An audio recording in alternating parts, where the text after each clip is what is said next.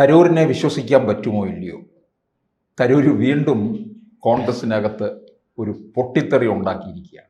പക്ഷെ തരൂരിനെ ചോദ്യം ചെയ്യാനായിട്ട് കേരളത്തിൽ നിന്ന് ഒരു MP മാത്രമേ ഉള്ളൂ. അത് രാജ്മോഹൻ ഉണ്ണിത്താൻ. അതെങ്ങും യേശുവെന്ന് തോന്നുന്നില്ല. തരൂരിനെ വിശ്വസിക്കാന്ന് വെച്ചാൽ തരൂരിനെ വിശ്വസിക്കാം. തരൂരായിരിക്കും. തരൂർ ഇങ്ങനെയൊക്കെ പറഞ്ഞുകൊണ്ടിരിക്കും. തരൂർ എവിടെയും ഹാപ്പി ആയിരിക്കില്ല. തരൂർ ഒറ്റയ്ക്കൊരു പ്രസ്ഥാനമാണ്. ഇപ്പോൾ BJP പോയി കഴിഞ്ഞാൽ തരൂരിൻ്റെ അഭിപ്രായം പറയും. BJPക്കാർ ചിലപ്പോൾ പറയുന്ന ചില അഭിപ്രായങ്ങളായിരിക്കില്ല ഒരുപക്ഷെ പാകിസ്ഥാൻ്റെ കാര്യത്തിൽ. ഇപ്പോൾ ഇന്ത്യൻ പാകിസ്ഥാൻ ക്രിക്കറ്റിനെ പറ്റി തരൂരിനുണ്ടാവുക.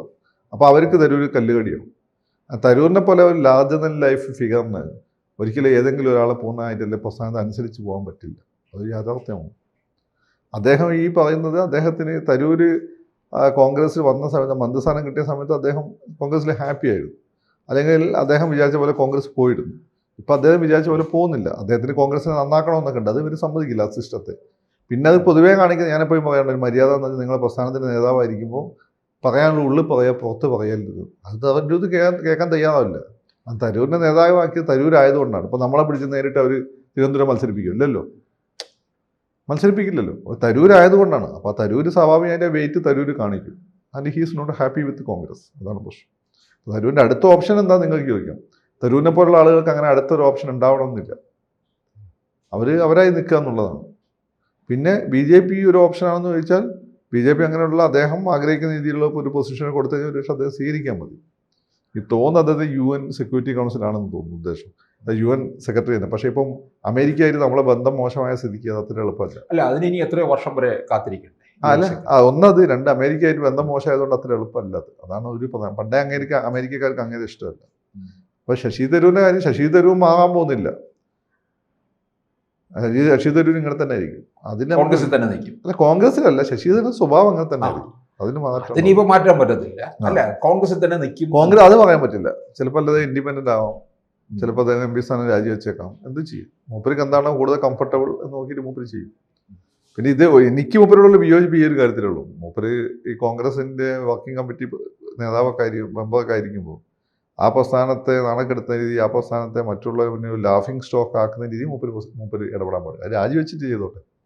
അല്ല, കഴിഞ്ഞാണ് മൂപ്പര് മത്സരിക്കേണ്ട ആവശ്യമില്ലായിരുന്നല്ലോ. രാജീവ് അന്ന് ശരി ജയിച്ചു പോയിരുന്നല്ലോ. ശശി തരൂർ ആയതുകൊണ്ടാണ് രാജീവ് തോറ്റുപോയത്. പിന്നെ ഉള്ളിൽ കുറച്ച് വലിയും കിട്ടി. അതുകൊണ്ടാണ്. വേറെയാണ് രാജീവ് ജയിച്ചു പോകുകയും. അങ്ങനെ മൂപ്പര് മത്സരിക്കേണ്ട ആവശ്യമില്ലായിരുന്നു. തരൂർ പറഞ്ഞതിൽ കാര്യമുണ്ടോയെന്ന് ചോദിച്ചാൽ ചില കാര്യങ്ങളൊക്കെ കാര്യമുണ്ട്. ചില കാര്യങ്ങളൊക്കെ മൂപ്പര് വിംസ് ആൻഡ് ഫാൻസീസ് ആണ്. പക്ഷെ ഒറ്റ ചോദ്യമേ ഉള്ളൂ ഇതിൽ. നിങ്ങളൊരു പ്രസ്ഥാനത്തിൻ്റെ നേതാവായിരിക്കുമ്പോൾ അതിൻ്റെ അച്ചടക്കം പാലിക്കാൻ വർക്കിംഗ് കമ്പനി മുമ്പേ നിങ്ങൾ ബാധ്യസ്ഥനാണ്. അല്ലെങ്കിൽ അത് രാജിവെച്ചു പോകും. അല്ല, തരൂരിന് തന്നെ വില ഇടി. നമുക്കൊക്കെ ശശി തരൂരിൻ്റെ കാര്യമില്ല. ഇപ്പം ഞാൻ ശശി തരൂർ പലപ്പോൾ വിമർശിക്കുന്നിട്ട് എനിക്ക് അങ്ങനെ താല്പര്യമില്ല. എനിക്ക് അങ്ങനെ താല്പര്യമാണ്. ഞാൻ അങ്ങനെ വായിച്ചിട്ടുമുണ്ട്. പക്ഷേ എനിക്ക് തെറ്റ് എന്ന് തോന്നുന്നത് അങ്ങനെ ചെയ്താൽ ഞാനത് പറയും. അത്രയേ ഉള്ളൂ എൻ്റെ കാര്യം. അങ്ങേര് ഈ കേരളത്തിലുള്ള അല്ലെങ്കിൽ ഇന്ത്യയിലുള്ള ഏറ്റവും പ്രധാനപ്പെട്ട അന്താരാഷ്ട്ര വേദികൾ ശോഭിച്ച ആളാണെന്നൊക്കെ നിങ്ങൾ പറഞ്ഞാൽ എനിക്കത് അംഗീകരിക്കാൻ പാടാണ്. പക്ഷെ അദ്ദേഹം നമ്മുടെ പ്രധാനപ്പെട്ട ആളുകൾ ഒരാളാണ്. ഇപ്പോൾ പലപ്പോഴും അത് സൂപ്പർലെറ്റീവ്സ് ഉപയോഗിക്കും. അദ്ദേഹം കോൺഗ്രസിന് എന്തെങ്കിലും പറഞ്ഞാൽ BJPക്കാർ ഇദ്ദേഹത്തെ പിടിച്ച ഇന്ത്യയിലെ ഏറ്റവും വലിയ മഹാനായി കളയും.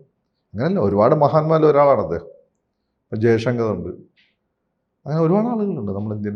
പക്ഷേ കേരളത്തിൽ നിന്ന് പോയ ലോകത്ത് ഏറ്റവും ശ്രദ്ധിക്കപ്പെട്ട ആൾ അരുന്ധതി റോയാണ്. ആസ് എ റൈറ്റർ എന്ന രീതിയിൽ, മലയാളി എന്ന രീതിയിൽ. ഇവർ രണ്ടുപേരും ഒരേ ബാക്ക്ഗ്രൗണ്ടും അല്ലേ. ഡൽഹി കേന്ദ്രീകരിച്ചുകൊണ്ടാണ് രണ്ടുപേരും ഉണ്ടായിരുന്നത്. അപ്പോൾ ഇദ്ദേഹത്തെ മാത്രം നിങ്ങൾ സിംഗിൾ ഔട്ട് ചെയ്യുമ്പോൾ അത് ശരിയല്ല. പക്ഷെ ഇദ്ദേഹം നമ്മളൊക്കെ ബഹുമാനിക്കുന്ന വലിയൊരു വ്യക്തിത്വമാണ്. നമുക്കൊക്കെ അഭിമാനമാണ്. അങ്ങനെ ആ ഒരു സ്റ്റാൻഡിൽ നിന്നുകൊണ്ടാണ് നമ്മൾ അദ്ദേഹത്തെ വിമർശിക്കുന്നത്. അപ്പോൾ അദ്ദേഹം എന്ത് ചെയ്യുമെന്ന് വെച്ചാൽ, ഇപ്പോൾ BJPയിൽ അങ്ങ് പോയി വെറും MP ആയിരിക്കാമെന്ന് അദ്ദേഹത്തെ കിട്ടില്ല. BJP പോകാൻ അതിന് പ്ലം ആയിട്ടുണ്ടെന്ന് പൊസിഷൻ കൊടുക്കും. അല്ലെങ്കിൽ ഈ K മുരളീധരൻ NCPയുടെ പ്രസിഡന്റ് ആയതുപോലെ KPCC പ്രസിഡന്റ് പോയി NCPന്റെ പ്രസിഡന്റ് ആയി അങ്ങനെ ഉണ്ടാവും. അതുപോലെ. പക്ഷെ കോൺഗ്രസിന് തരൂരിനെ പുറത്താക്കാൻ കഴിയാത്ത എന്തുകൊണ്ടാണ്? അല്ല, തരൂരായതുകൊണ്ട്. ഒന്ന്, കോൺഗ്രസ് ഇന്ത്യയിൽ മൊത്തം വീക്കായി നിൽക്കുന്ന സാഹചര്യമാണ്. തരൂർ എന്ന് വെച്ചാൽ പൊതുവെ ഇപ്പം ദേശീയ തലത്തിൽ കോൺഗ്രസ് വിമർശനം തുടങ്ങിയതിനു ശേഷം ദേശീയ തലത്തിൽ ശ്രദ്ധിക്കപ്പെടുന്ന കോൺഗ്രസ്സാണ്. ബാക്കി എല്ലാവരും ഒരു വൈക്കായല്ലോ. ഗുലാം നബി ആസാദ് ഒരു വൈക്കായി. അഭിഷേക് അങ്ങനെ എതിരാളികൾ ഓരോരുത്തരും വൈക്കായി. അജിത് ജോഗിയുടെ മോനോ അങ്ങനെ ഓരോരുത്തരുണ്ടായിരുന്നു കോൺഗ്രസിൻ്റെ ഉള്ളിൽ പറഞ്ഞു. ഇപ്പോൾ ശശി തരൂർ മാത്രമേ ലൈവായിട്ടുള്ളൂ. അതുകൊണ്ട് മറ്റുള്ളവർ ആഘോഷിക്കും. അപ്പോൾ അത് ആഘോഷം ശശി തരൂർ ആകുമ്പോൾ ശശി തരൂരിനെ പുറത്തേക്ക് അതിൽ വലിയ ന്യൂസ് ആകും അത്. കാരണം ശശി തരൂർ എന്തൊക്കെ പറഞ്ഞാൽ പുതിയ ജനറേഷൻ്റെ ഇടയിൽ, സ്ത്രീകളുടെ ഇടയിൽ അങ്ങനെ ഒരു സ്വാധീനമുണ്ട്. അങ്ങനെ ലോകം കണ്ടൊരു മനുഷ്യനായതുകൊണ്ട് അവരുടെയൊക്കെ ഹോപ്സ് ആൻഡ് ആസ്പിറേഷൻ അനുസരിച്ച് അങ്ങനെ സംസാരിക്കുന്നുണ്ട്. അതിൻ്റെ ഒരു അപ്പം ആ വിഭാഗം ഒരുപക്ഷെ കോൺഗ്രസിനോട് പറ്റി ഓഫൻഡഡ് ആവും. BJP അദ്ദേഹത്തെ എത്രത്തോളം ഉൾക്കൊള്ളാൻ പറ്റും എനിക്ക് വലിയ സംശയമാണ്. കാരണം BJP അദ്ദേഹം ഇന്ത്യൻ ട്രഡീഷനെ പറ്റി പറയുമ്പോൾ BJP മുന്നോട്ട് വെക്കുന്ന ട്രഡീഷൻ കാഴ്ചപ്പാടല്ല അദ്ദേഹത്തിന്. Is a cosmopolite. പിന്നെ ശശി തരൂരിന് ഞാൻ വായന എഴുത്തുമൊക്കെ ആയിട്ട് അദ്ദേഹം ശശി തരൂരായി നിൽക്കുക. അപ്പം സുകുമാർ അഴീക്കോടിനെ പോലെ ഒരു ഇന്ത്യൻ ഒരു ഏഷ്യൻ സുകുമാർ അഴീക്കോടായിട്ട് നിൽക്കുക. അതായിരിക്കും അദ്ദേഹത്തിന് നന്നാവുന്നു. പക്ഷേ പിന്നെ തരൂര് പറയുന്നുണ്ട് എൻ്റെ കഴിവുകളെ നിങ്ങൾ ഉപയോഗിക്കൂ എന്നും പറയുന്നു. എങ്ങനെ അത് കോൺഗ്രസ് ഉപയോഗിച്ചാൽ അദ്ദേഹത്തിന് കഴിവുകൾ ഉപയോഗിച്ച സന്ദർഭങ്ങൾ അദ്ദേഹം തന്നെ വെച്ച് കൊളാക്കിയതാണ്. ഇന്ത്യൻ സാഹചര്യം മനസ്സിലാക്കുക. അദ്ദേഹം ബിസിനസ് ചെയ്തൊന്നും മോശം കാര്യമൊന്നുമല്ല. ഈ ഫുട്ബോൾ ടീം ക്രിക്കറ്റ് ടീം ഉണ്ടാക്കിയത്. പക്ഷേ നമ്മുടെ സാഹചര്യത്തിൽ ഇന്ത്യൻ സാഹചര്യങ്ങൾ ഇതെങ്ങനെ കാണും? ഇവിടെ സോഷ്യലിസ്റ്റ് സ്വഭാവമുള്ള ഒരു അന്തരീക്ഷമാണ് ഇപ്പോൾ നിലവിലുള്ളത്. ഇനിയിപ്പോൾ ഏത് രീതിയിലാണ് അദ്ദേഹത്തെ ഉപയോഗിക്കേണ്ടത്? കേരളത്തിലെ മുഖ്യമന്ത്രി സ്ഥാനാർത്ഥിയായിട്ട് ഉയർത്തി കാണിച്ചാൽ ചിലപ്പോൾ കേരളത്തിൽ ജയിക്കും. അത് ഇവന്മാർ സമ്മതിക്കും. പക്ഷേ ഇതുവരെ പറഞ്ഞതിൽ നിന്ന് വളരെ പിന്നെ ഞെട്ടിപ്പിക്കുന്ന കാര്യമാണ് ഇത്തവണ പറഞ്ഞത്. കാരണം കോൺഗ്രസ് പാർട്ടി അത് ഇവരുടെ ഒരു കുടുംബ ബിസിനസ്സാക്കി മാറ്റിയിരിക്കുന്നു എന്നാണ്. അല്ല, ആ കുടുംബം ഇല്ലെങ്കിൽ അതില്ല. ഇപ്പോൾ ശശി തരൂരിനെ KPCC പ്രസിഡന്റ് ആക്കിയിട്ട് സോണിയാഗാന്ധി അങ്ങോട്ട് മാറി നിന്ന് കഴിഞ്ഞാൽ പിന്നെ കോൺഗ്രസ് ഇല്ല. പിന്നെ ഓരോരുത്തരും ഓരോ പാർട്ടിയായി പോകും. ഈ കോൺഗ്രസിനെ യുണൈറ്റ് ചെയ്യുന്ന ഒരേ ഒരു ഫാക്ടർ ഗാന്ധി കുടുംബമാണ്. അതില്ലെങ്കിൽ അതില്ല. അതല്ല ഇതിൻ്റെ പ്രശ്നം. ഇതിവിടെ മാത്രമല്ല, ഇങ്ങനെ ഒരു കുടുംബമായിട്ട് കുടുംബ രാഷ്ട്രീയമായിട്ട് നവ സ്വതന്ത്ര രാജ്യങ്ങൾ എവിടെയെല്ലാം മുന്നോട്ട് വന്നോ അവിടെയൊക്കെ ഈ പ്രശ്നം ഉണ്ടായിട്ടുണ്ട്. ശ്രീലങ്കയിൽ ബന്ദാരനായക ഫാമിലി, പിന്നെ ബംഗ്ലാദേശിലെ ഹസീനാൻ്റെ ഫാമിലി, അതുപോലെ തന്നെ പെറോൺ ഫാമിലി അർജൻറ്റീനയിൽ, പിന്നെ മെഗാബതി സുഗർണോൻ്റെ ഫാമിലി ഇന്തോനേഷ്യയിൽ, ഇതൊക്കെ പിന്നെ അതുപോലെ തന്നെ ഇവിടെ നമ്മുടെ ഫിലിപ്പൈൻസിൽ അതുപോലെ ഒരു ഫാമിലി ഉണ്ട്. ഇവരെല്ലാം വളരെ ഇമ്പോർട്ടൻ്റ്. അപ്പോൾ ഈ ഫാമിലീസാണ് സത്യകാലത്തെ രാഷ്ട്രീയത്തെ മുന്നോട്ട് കൊണ്ടുപോയത്. ഒരു ഘട്ടത്തിൽ ഇതിന് നാട്ടുകാർക്ക് മടുത്തു.